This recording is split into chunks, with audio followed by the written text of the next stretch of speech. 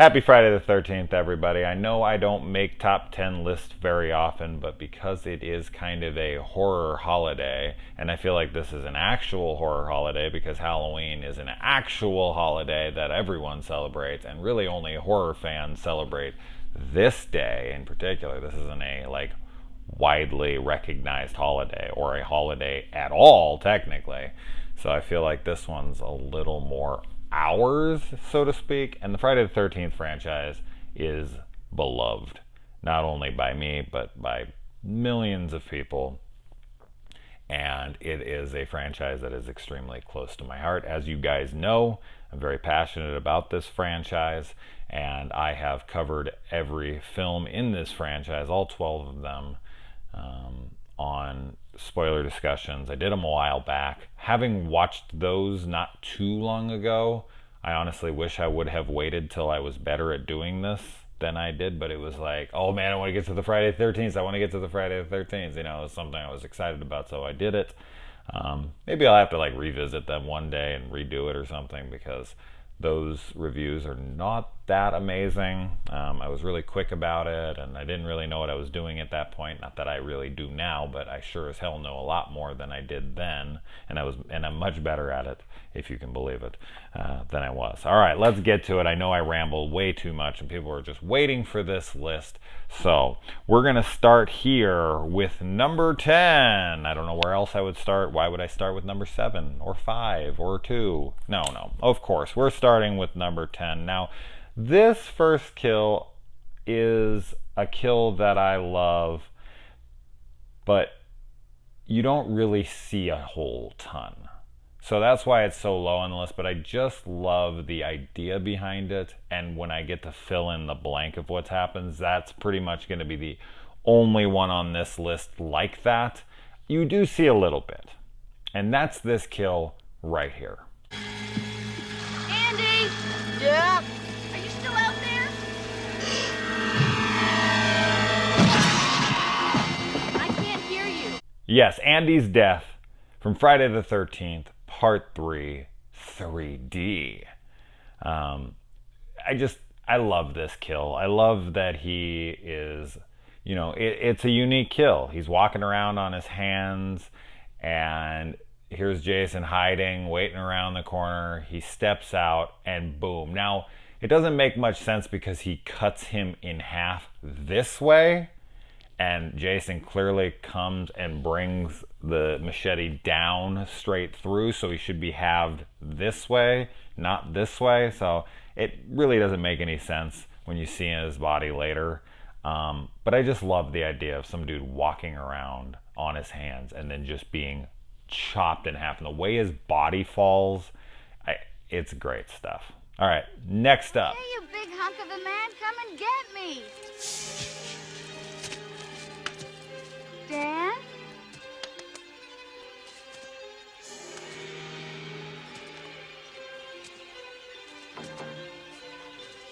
Dan, what are you doing?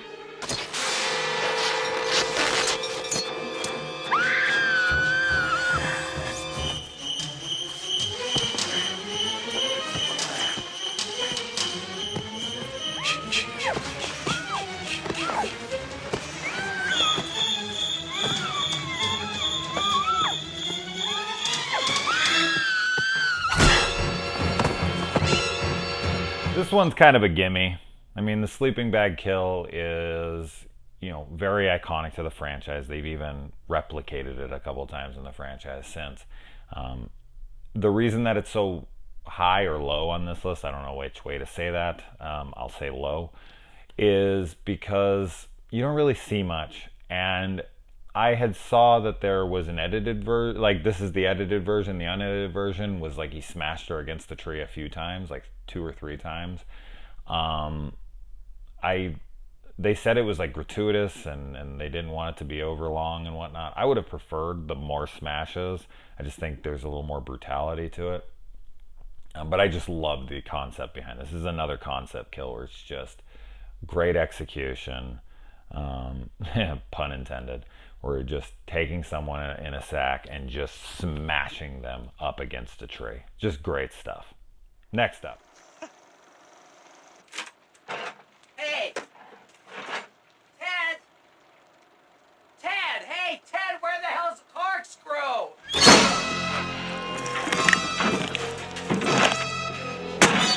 So you're going to see a bunch of kills from this film. Obviously, it is my favorite film in the franchise, but the first one that's going to make the list is Jimmy's death from Friday the 13th. Part 4, the final chapter.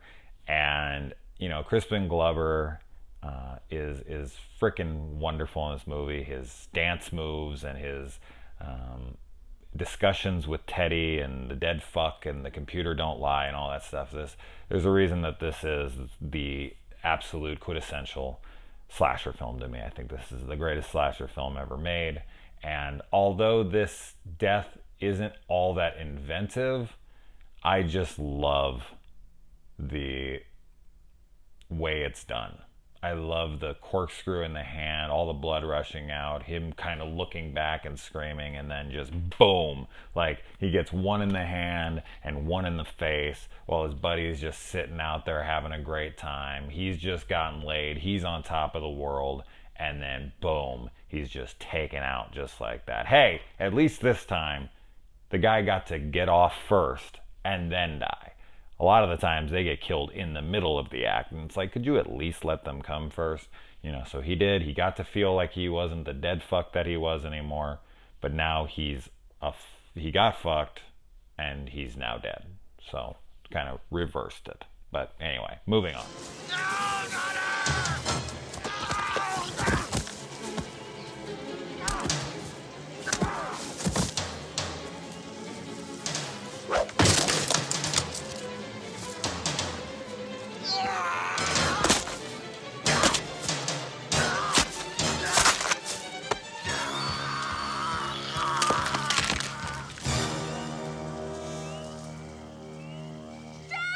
The next two kills are very similar kills, but each time they're just brutal.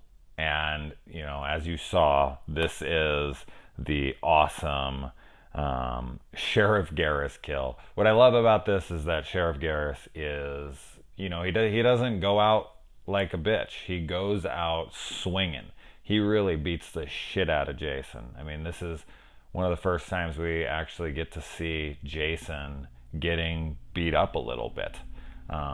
Obviously, we see it later in the franchise with Julius punching him, boxing him up on top of that building. But I like that he fights back. I like that he thinks his daughter's in danger, so he goes after him. He won't hide behind the tree anymore because he's going to save his daughter. He loves Megan and he wants to go and save her, and he goes out there and, you know, he doesn't do much, but at least he buys her some time, and she doesn't die, so maybe if he wouldn't have done that, she would have. So he technically maybe did save her.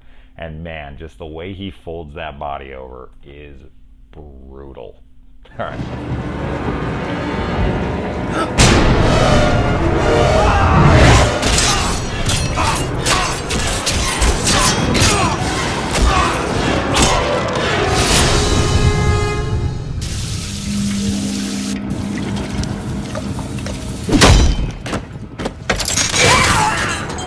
So as I said, this is pretty damn similar to the last kill with someone folded in half. But because this guy is such a piece of shit, the way he talks to his girlfriend, and just so happens that girlfriend is Katherine Isabel, who is a, you know, beloved woman in the horror community, a beautiful, awesome chick.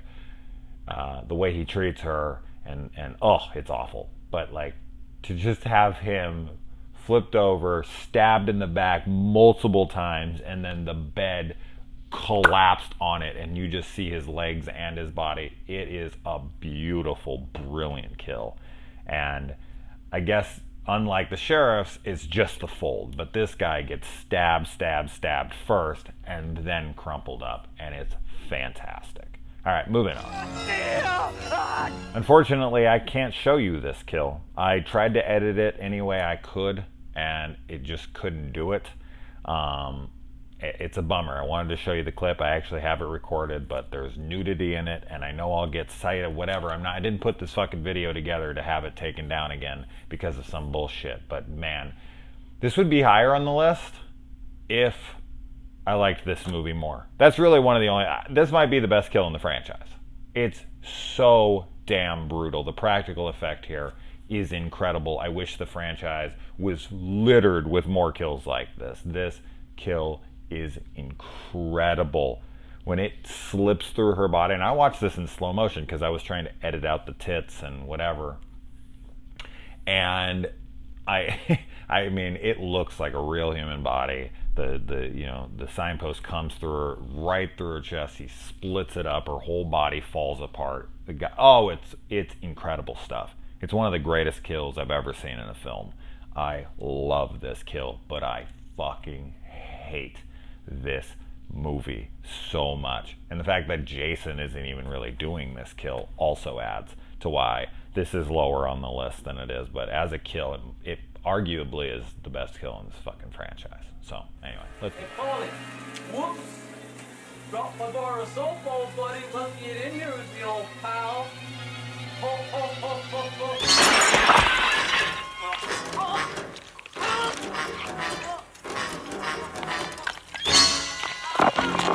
So yeah, what a brutal kill, man, to just watch Doug's head collapse into that wall. He's all just playing around. He thinks his buddy's out there. He's being annoying. He thinks he's gonna go nail this virgin, and he's all excited, and he's just being all goofy. And then oh God, I love this shit, man. And there's such a build up to it too, because he like smashes through and there's like blood in the water. I mean, you just watched it, but then he just pushes and the face collapses under the weight of it. That's a fantastic effect, man. And yet another reason why Friday the 13th, the final chapter, is the greatest slasher movie ever made. All right.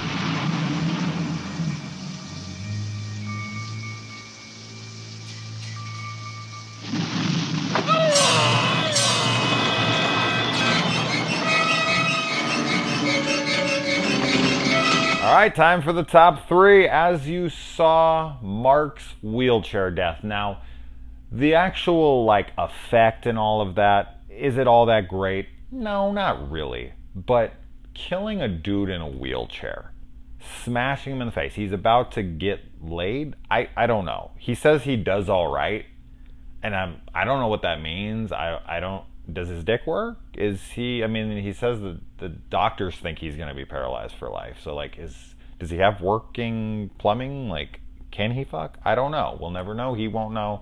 He doesn't ever get to get it. But yeah, he's just sitting there. He thinks he's getting laid. He hears something. He's looking around, and then boom, and then just they throw him down the stairs. And the way he like comes down those stairs is just so wrong, but so funny and so messed up and exactly the kind of shit I love.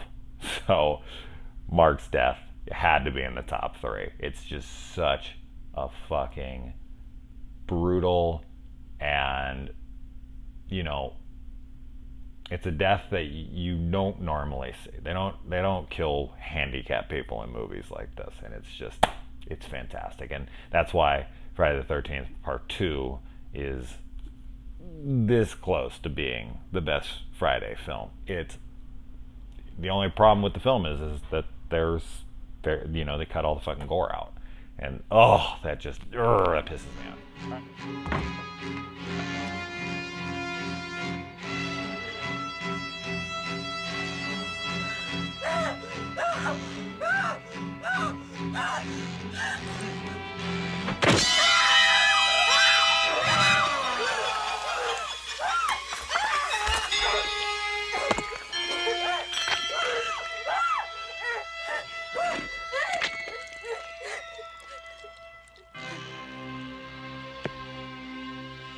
That's right, number 2 is Jason Voorhees himself getting killed.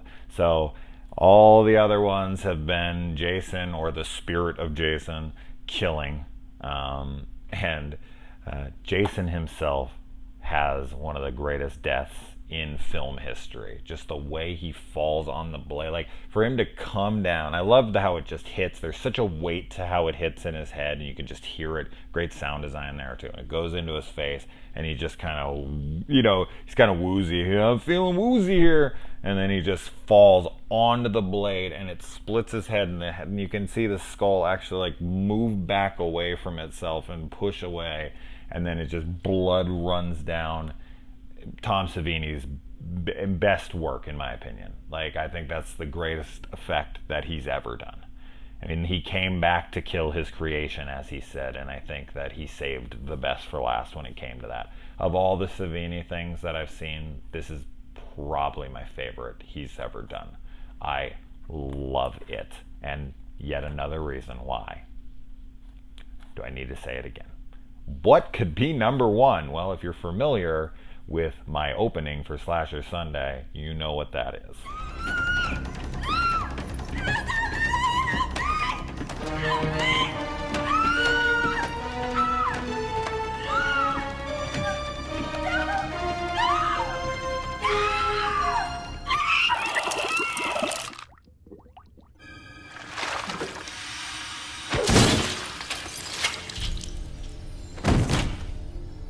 That's right. Obviously, as I said, if you've watched Slasher Sunday, you know it's the last clip in the intro. This death, I remember I saw this in theaters and I was having a good time. I was like, this is a fun movie, whatever. I'm not taking this seriously. You can't take Friday the 13th series. I know what they're going for here. It was a huge step up from the awful Jason Goes to Hell. And so I was just having a blast. And here's this really cute chick who I actually thought was Bridget Wilson from like Billy Madison and that's her name, yeah, and Mortal Kombat and all that. And I was just like, that's who I thought it isn't actually, but Adrian is the name of the character in this.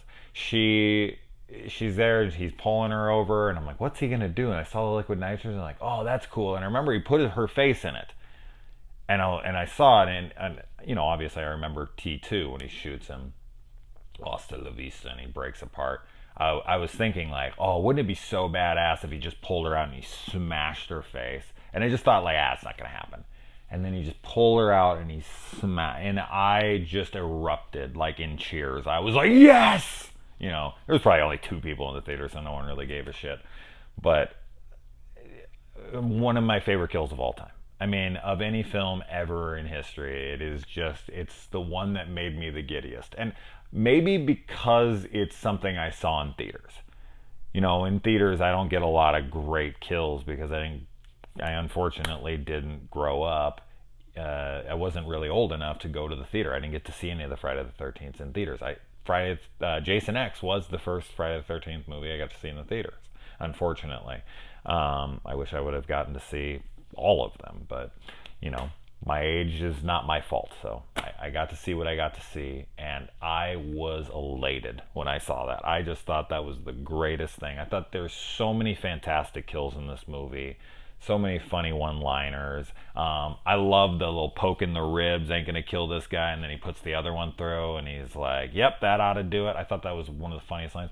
I might have honestly added that here, but that doesn't kill him. Obviously, they have the fight later, so he does not die. But I thought that was a great thing. The corkscrew one, the sleeping bag yet again with the teenage girl, or the we love doing drugs and premarital sex, or whatever, that line and all that. It's such a fun movie. But this kill, holy shit, it just got me out of my seat with excitement, and one of the most memorable kills in the time I've been watching film. So there you go, guys. Friday the 13th, top 10 kills. What are your top 10 favorite kills? And are you going to be watching any Friday the 13th movies tonight? I am not. I will keep you posted on what I am watching tonight, but it isn't going to be a Friday the 13th movie. You'll see. Happy Friday the 13th, guys. Adios.